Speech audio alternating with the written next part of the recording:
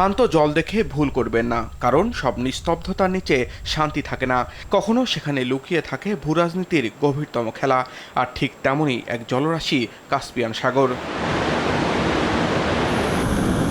প্রশ্ন হচ্ছে, এই সাগর কি শুধু একটি জলভাগ, নাকি রাশিয়া ও ইরানের নীরব কৌশলগত করিডর? বিশ্বের কোনো মহাসাগরের সঙ্গে সরাসরি সংযোগ নেই, চারদিকে স্থলবেষ্টিত, তীরে মাত্র 5টি দেশ: Russia, Iran, Kazakhstan, Turkmenistan, Azerbaijan.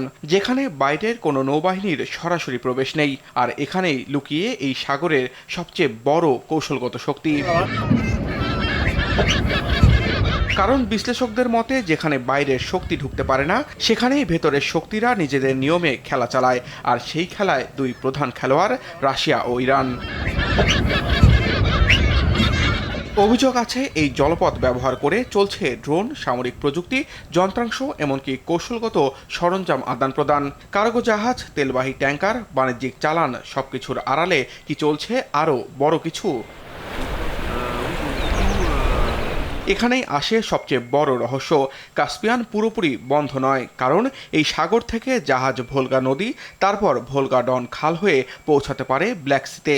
আর সেখান থেকে খুলে যায় বিশ্ব সমুদ্রপথ। কিন্তু এই রুটের নিয়ন্ত্রণ কার হাতে? উত্তর একটাই, রাশিয়া।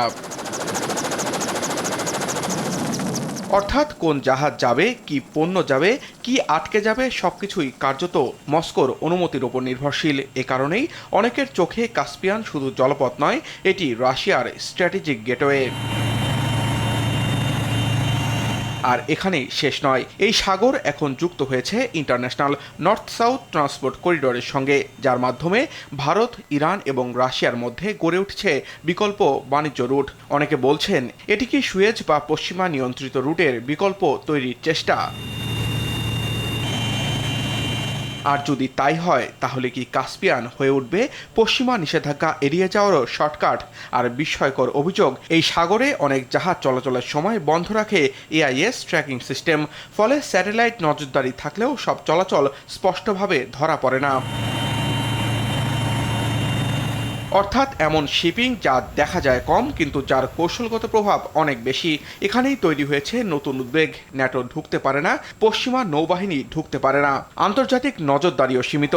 তাহলে কি কাস্পিয়ান হয়ে উঠছে এক ধরনের ভূরাজনৈতিক সেফ জোন, যেখানে রাশিয়া ও ইরান চাপের মুখেও নিজেদের খেলা চালিয়ে যাচ্ছে? তাহলে কি সময়ের সাথে পাল্লা দিয়ে কাস্পিয়ান সাগর ভবিষ্যতের বড় শক্তির সংঘর্ষের কেন্দ্র হয়ে উঠবে?